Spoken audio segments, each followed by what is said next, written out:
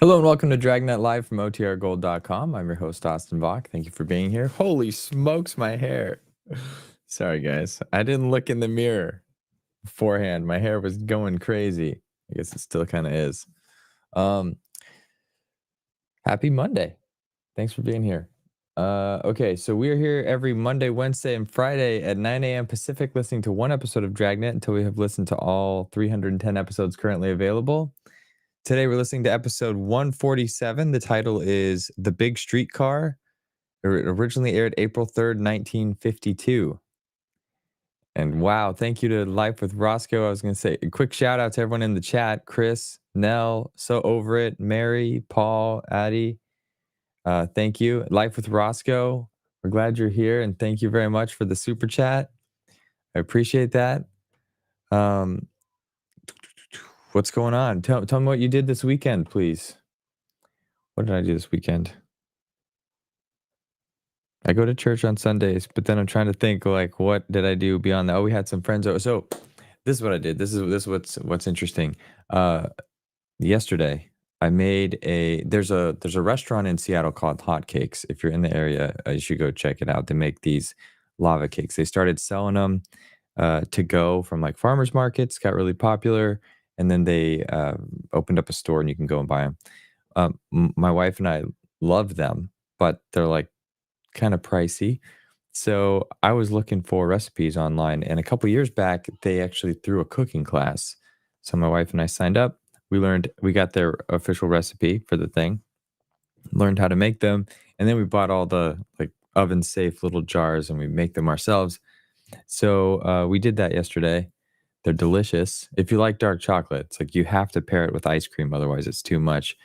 But we had some friends over and made those. That was delicious. And then I like to play some games. Hang on, Siri thought I was talking to it. Then we played some games. We played Sushi Go. So if you're into card games and you played Sushi Go, tell me what you think about that game. Anyway, so there, I've shared what I did over the weekend. You got to share what you did over the weekend.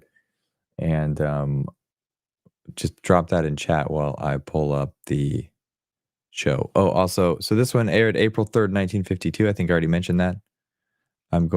So the week or the month this episode aired, the Franklin National Bank issued the first bank credit card. I think the first credit card ever was Diners Club, so this must just be one that's tied to an existing bank. U.S. President Harry Truman seized steel mills to avert a strike. What else happened here? But the U.S. continued performing nuclear tests at the test site in Nevada. And the month this episode broadcast, Bill Belichick, a legendary quarterback and football coach of the New England Patriots, was born in Nashville, Tennessee.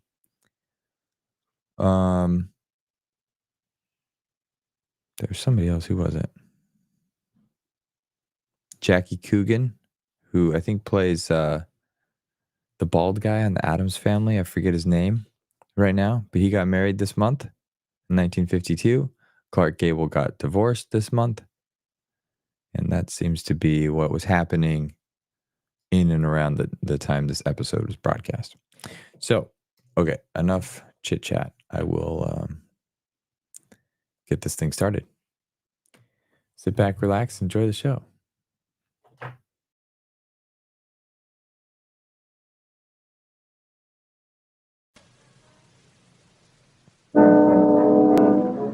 You're a detective sergeant. You're assigned to homicide detail. A man is shot down in the street of a residential neighborhood. He's critically wounded. You don't know who the assailant is. You don't know where he is. Your job, get him. Compare Fatima with any other king-size cigarette. Prove Fatima quality yourself. You'll find Fatima's length filters the smoke 85 millimeters for your protection. Fatima's length cools the smoke for your protection. You'll find Fatima's length gives you those extra puffs, 21% longer than standard cigarette size. And in Fatima, you get an extra mild and soothing smoke. Plus, the added protection of Fatima quality. Definitely the best quality in its class, but the same price as the cigarette you're now smoking. Buy Fatima in the bright, sunny yellow pack. Best of all, king-size cigarettes.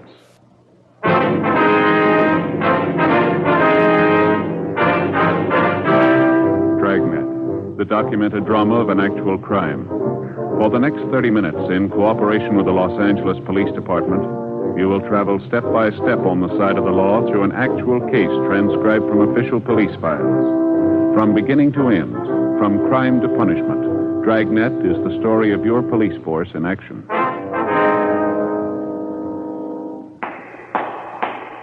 It was Thursday, January 20th. It was mild in Los Angeles. We were working the night watch out of homicide detail. My partner's Ed Jacobs. The boss is Thad Brown, chief of detectives. My name's Friday. I was on the way back from dinner, and it was 9:57 p.m. when I got back to the city hall, room 42, homicide detail. Hi, make it in time? No, they were closed up. Oh, that's too bad. Where'd you eat? Well, that cafeteria down the street was terrible. Nothing at all, huh? Well, I figured I'd be safe with a corned beef hash. Even that wasn't much. Soggy, you know.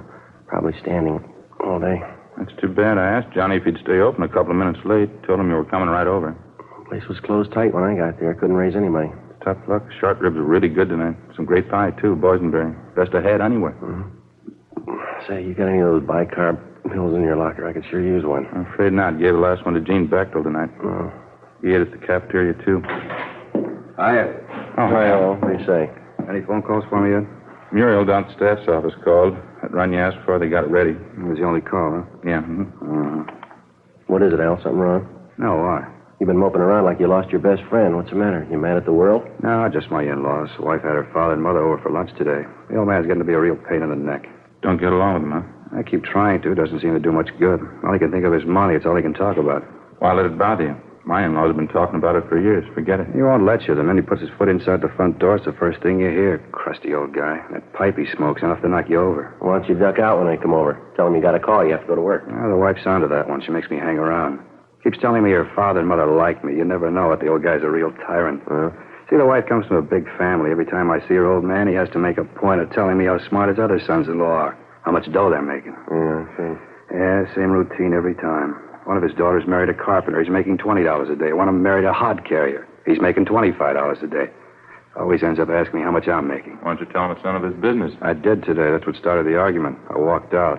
Crusty old guy. Yeah, so I get it. Homicide, Friday. Yes, sir. Where? Would you repeat? Yes, sir, I have it. Fine, thank you. Yes, sir, right away. Shooting, Kirkman near Alpine. Let me grab my coat. No details? Man down on the sidewalk, apparently hurt bad. Neighbor said it was a family fight. Come on, we better hustle it out. Let's go. That's one good thing about this job. How do you mean? Trouble. You don't know what it is till you hear about other people's.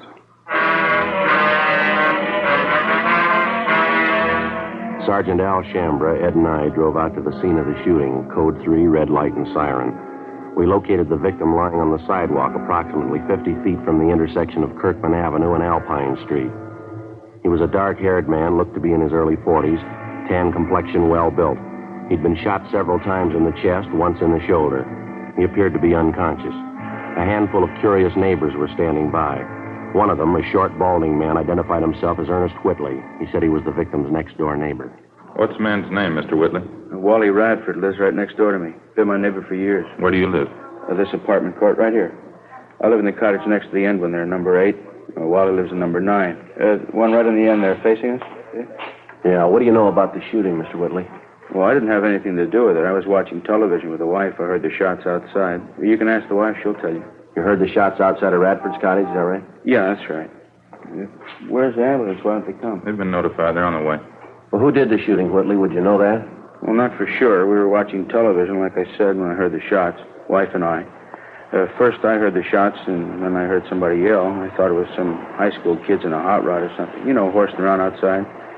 Wife told me to get up and take a look anyway, so I did. On the way to the door, I heard another shot. Then somebody yelled out again like they were hurt. Must have been 6 or 7 shots anyway. Just as I opened the door, I saw Wally go running past. I didn't know what was coming off. He ran right out toward the street here. Weaving back and forth, looked like he'd had a couple of drinks. I didn't know what it was. You didn't see the actual shooting? You didn't see anyone with a gun? Well, no. The only one I saw was Wally. He ran right by me, holding his hands up to his chest.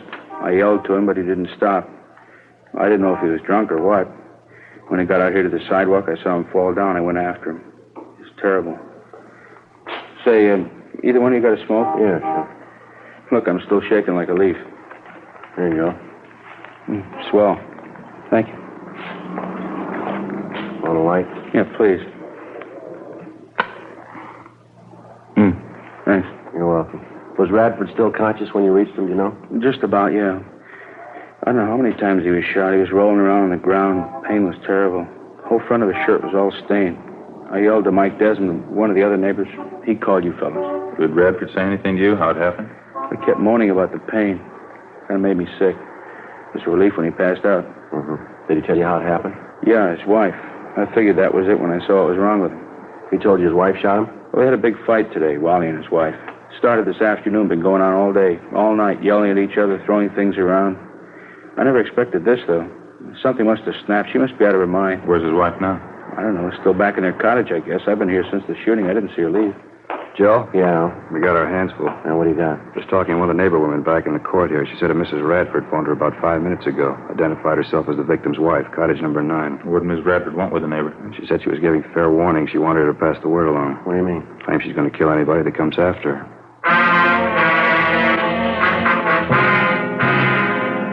10:28 p.m. The ambulance arrived and the attendants administered first aid to the victim of the shooting, Wallace Radford. Before he was rushed to Georgia Street Receiving Hospital for further treatment, Radford regained consciousness long enough to confirm the fact that it was his wife who shot him. That was about all he could tell us before the sedatives took effect.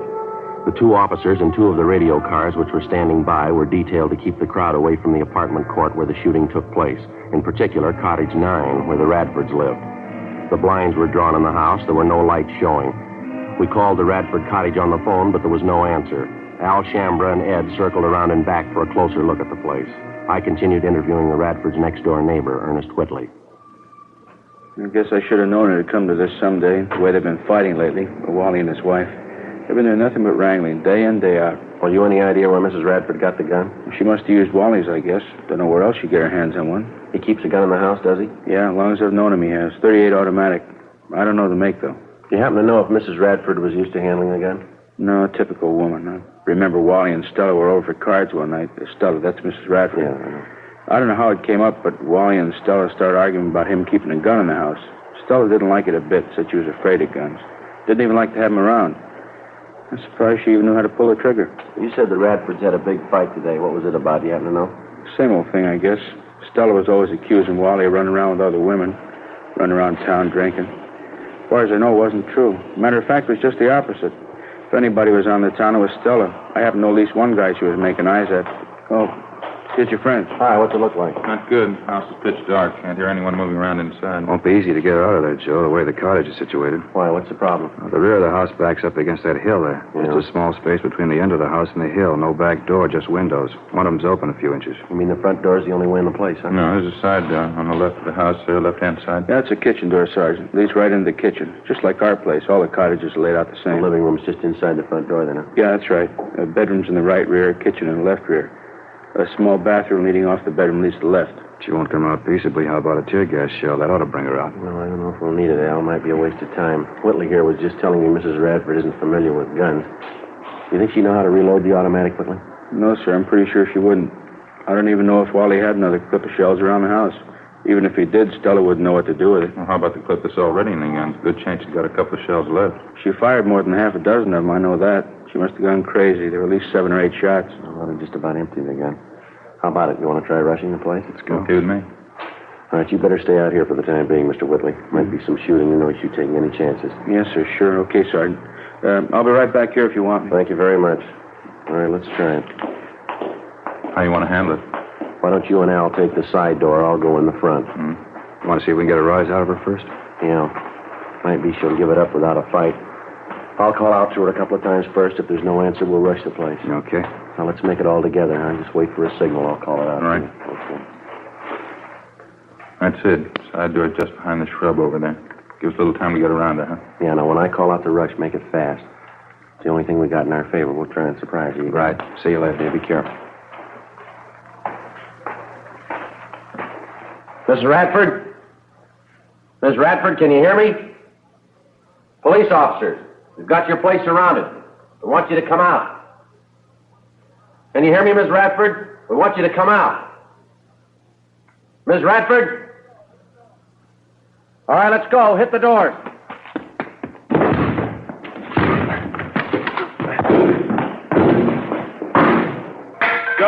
Joe, you all right? Yeah, what about you? In the kitchen. It's empty. Okay, just a minute. Living room's empty, not in here. Ed, in the bedroom, nothing here. Yeah, how about that? Hey, Joe, back here. Where are you? Bedroom, straight back. All right. Have a look. Did you check the bathroom and all the closets? Everything. She's gone. 10:46 p.m. We double-checked the cottage, all the buildings, and possible hiding places adjoining the Radford house, and then we combed through the immediate neighborhood around the apartment court. There was no trace of the suspect, Stella Radford. In the apartment, we found a picture which neighbors told us was a good likeness of Mrs. Radford. Al Shambra got to a phone, called the office, and a local broadcast and an APB was gotten out on her. We figured she probably slipped out of the house without being noticed during the general excitement immediately after the shooting. Her phone call to one of the neighbors warning that she'd kill anyone who came after her only served as a stall to give her more time for a getaway. 10:55 p.m. Ray Pinker and the crime lab crew arrived and began their preliminary investigation. Judging from the bloodstains found on the furniture and the rug in the living room and on the front steps of the cottage, Radford had first been shot while he was in the living room, and then apparently he ran out the front door to escape the gunfire. A trail of 7 empty shells ejected from a .38 caliber automatic seemed to indicate that his wife followed him out the front door, still firing at him as he tried to get away. We checked the apartment court garage, but the Radford's car was still there. We remained at the apartment court interviewing the neighbors and trying to get a line on some of Mrs. Radford's known friends and associates. Joe, how'd you make out? Not much, Al. The neighbor I talked to hardly even knew the Radfords. How about you? Not much better. The only apartment up the way name's Joanne Taylor. She told me she knew Radford's wife fairly well. Says she has a sister in town. Doesn't have any idea where she lives, though. How about the boyfriends Mrs. Radford's supposed to be running around with? She know anything about that? She thinks she was doing a little running around. She doesn't know who the men are, though.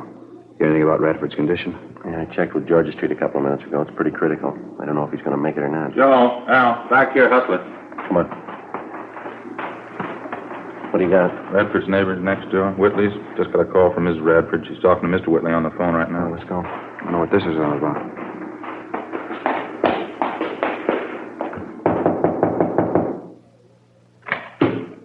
Oh, yeah, Sergeant. I was just going to run and get you. You have Mrs. Radford on the phone? I did, yeah. She hung up just before you came in.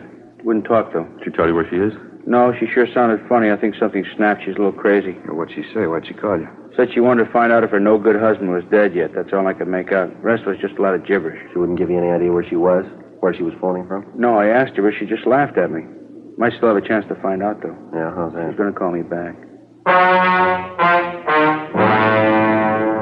While Ed and I waited with Mr. Whitley in his apartment, Al Shambra got to another phone in one of the adjoining apartments, called our business office, and gave them the number of the Whitleys' telephone.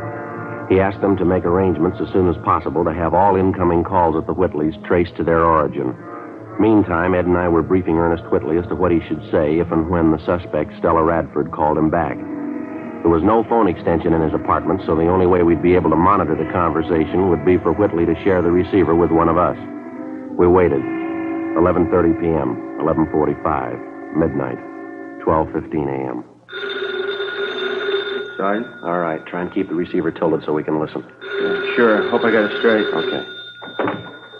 Hello? Ernie, this is Stella. Did you find out what I told you to? Yeah, I called the hospital. Wally's a lot better. It's not as bad as they thought it was. What do you mean it's not bad? You trying to kid me? No, it's the truth, Stella. It's not half bad at all. Wally's going to be all right. Couldn't be. I shot him 4 or 5 times. How could he be all right? Look, I didn't say he was all right. I said he was going to be all right. Look, it's nothing serious. Not half as bad as they thought. You're lying. You know you're lying, Ernie. Now, come on, snap out of it, will you, Stella? It's going to be all right. Wally forgives you. Believe me, he does. Now, look, why don't you come home? We'll get the whole thing straightened out. There won't be any trouble. Why don't you stop trying to kid me? It's not going to be all right. I've seen the last of you and the last of Wally. Stella. I'm with my boyfriend now. We're getting out of town. Now, wait a minute, Stella. Use your head, huh? Don't go rushing in anything. You don't have to tell me. I know what I'm doing. I don't care if that dumb husband of mine lives or dies. But just tell him he'd better not try to follow us. Oh, Stella. My boyfriend's an ex-con. He's got a gun and he knows how to use it. Well, Stella, will you listen a minute? You can tell that to the cops, too, in case they're going to follow us. They try and stop us, and they're going to have a fight in their Look, heads. you keep talking. Will you listen for just a minute? Where are you now? Let me come down and talk to you. Not a chance. Just be a waste of time. I'm leaving with my boyfriend in half an hour. You can tell Wally I hope he does. Wait a minute, Stella. He gave me a message for you, honey. He left something with me. He wants you to have it. What? His wallet.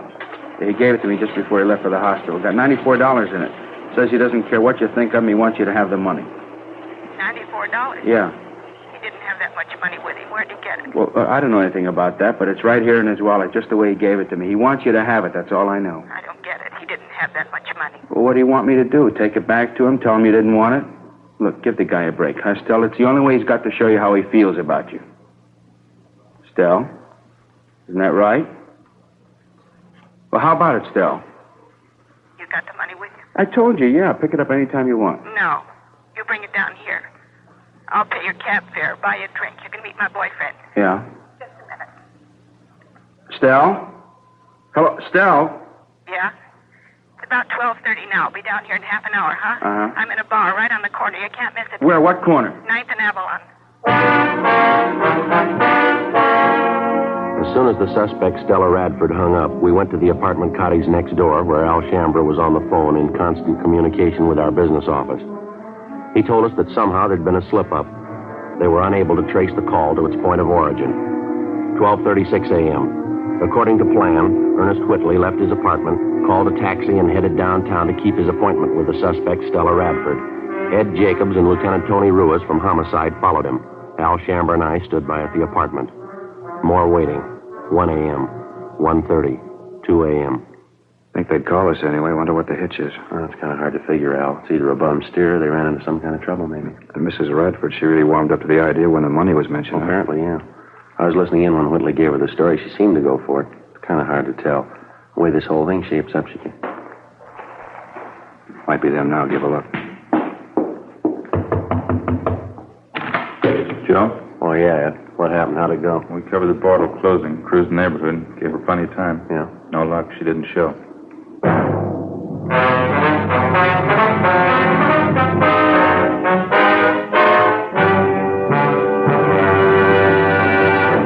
You are listening to Dragnet, authentic stories of your police force in action. Fatima, America's first, largest selling blended cigarette. Now king size. The only king size cigarette that makes you this money-back guarantee. Buy a pack of Fatimas. Enjoy Fatima quality, extra mildness, and superbly blended tobaccos. If you're not convinced Fatima is better than the king size cigarette you're now smoking, just return the pack and the unsmoked Fatimas by August 1st, 1952, for your money back plus postage. Fatima, Box 37, New York 1. Buy Fatima. Compare them with any other king-size cigarette. 1. Fatima's length filters the smoke 85 millimeters for your protection. 2. Fatima's length cools the smoke for your protection. 3. Fatima's length gives you those extra puffs, 21% longer than standard cigarette size. And you get an extra mild and soothing smoke, plus the added protection of Fatima quality. Remember, more smokers now insist on Fatima quality than ever before. Buy Fatima. In Fatima, the difference is quality. Best of all, king-size cigarettes.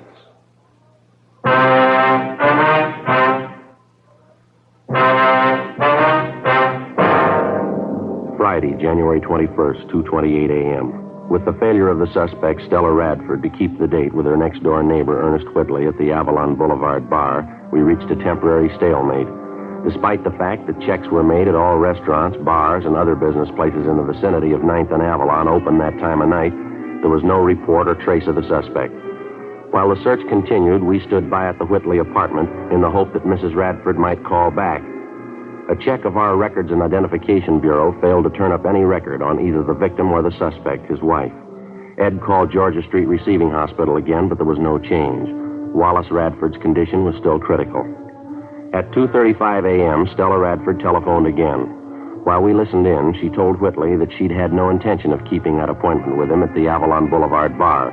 She told him that she knew he was working with the police, that she saw officers follow Whitley to the bar where they were supposed to have met. She again warned him of the consequences in the event anybody tried to apprehend her.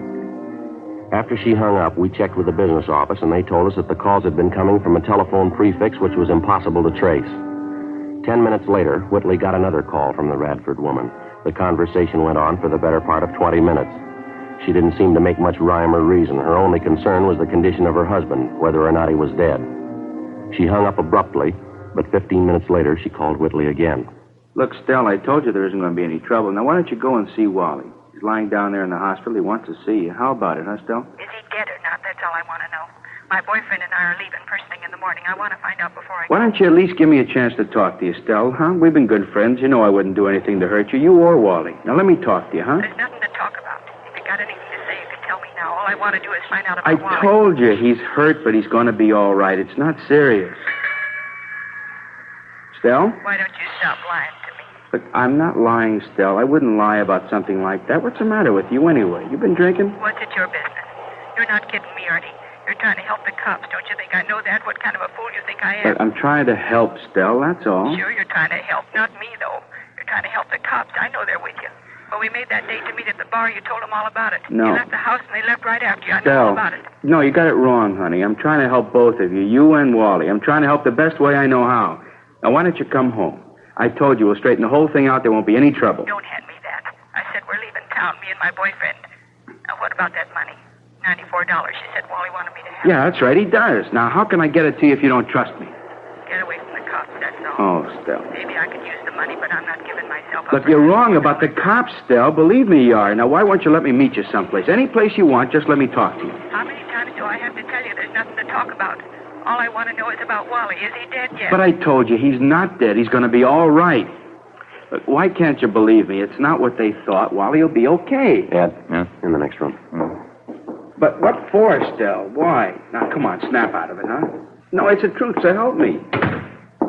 Yeah, what's the matter? Well, it just happened to strike me. You hear that streetcar that just went by a minute ago? Yeah, I did. Why? Did you notice a little before that when we were listening on the phone? Sounded like the same thing coming over the line, didn't it? Yeah, come to think of it, it did. Matter of fact, I heard it a couple of times coming over the phone. It's pretty regular. Yeah, that's what I mean. Streetcars have been passing by here regularly, too. Not much of a time lapse, either. Not much more than a minute. Mm-hmm.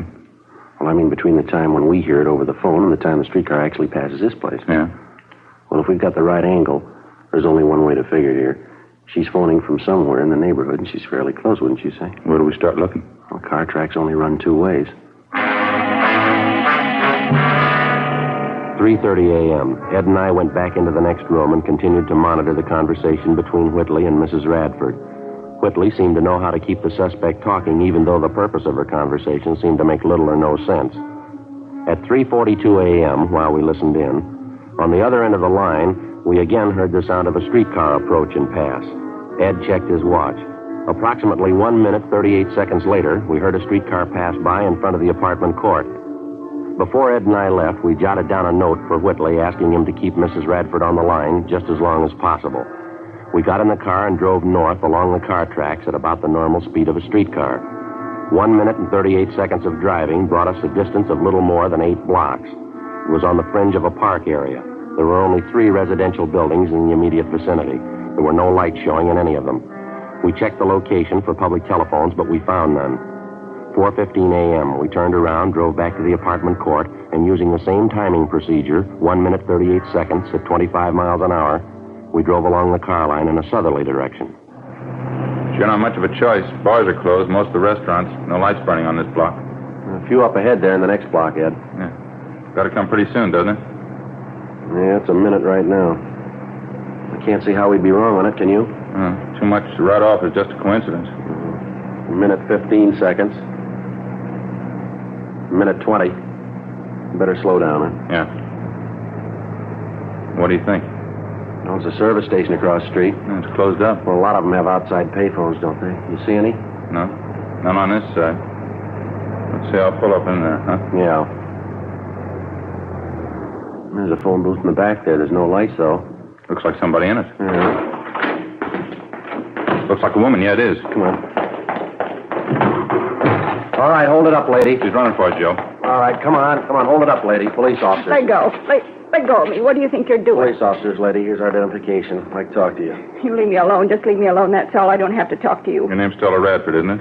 No, it isn't. Is that your identification? Who sent you here? Who was it? Are you Stella Radford? You couldn't have found out. How'd you know I was here? It was Ernie, wasn't it? Him and his friends. He told you. No, ma'am. I don't see how you found me. Somebody had to tell you. You never could have found me. I don't see how I made any mistake. Yeah, that's right. Let's go, lady.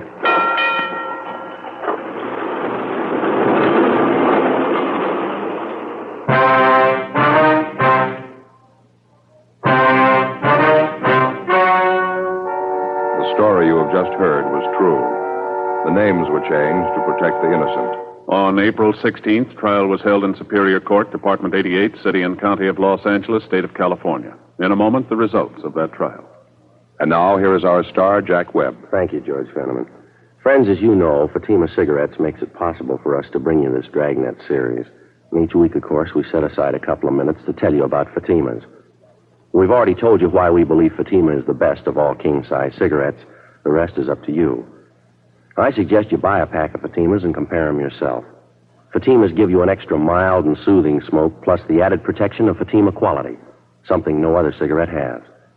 Look for that bright, sunny yellow pack tomorrow and try Fatima.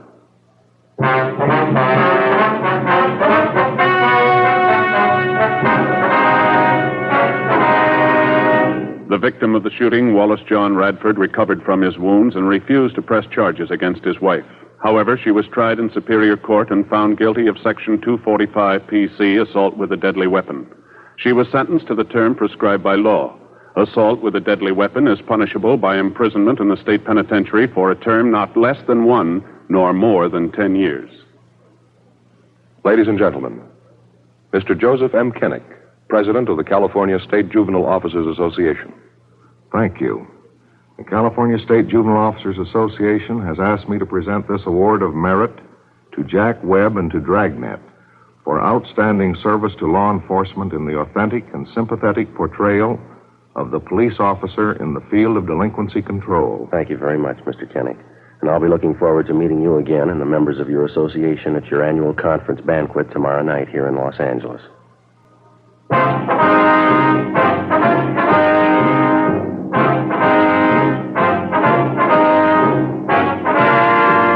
You have just heard Dragnet, a series of authentic cases from official files. Technical advice comes from the Office of Chief of Police W.H. Parker, Los Angeles Police Department. Technical advisors Captain Jack Donahoe, Sergeant Marty Wynn, Sergeant Vance Brasher. Heard tonight were Barney Phillips, Herb Ellis, Jack Crucian, Helen Cleve. Script by Jim Moser. Music by Walter Schumann. Hal Gibney speaking. Fatima Cigarettes, best of all king-size cigarettes, has brought you Dragnet, transcribed from Los Angeles.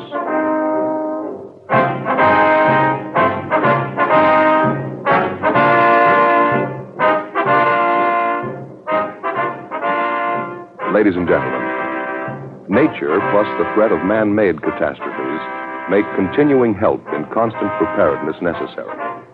The Red Cross binds these needs. Answer the Red Cross call with a generous contribution.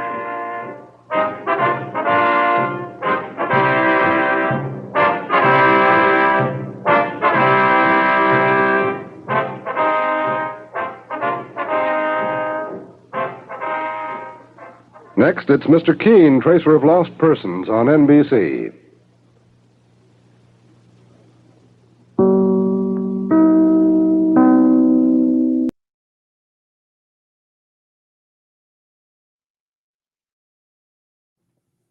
All right.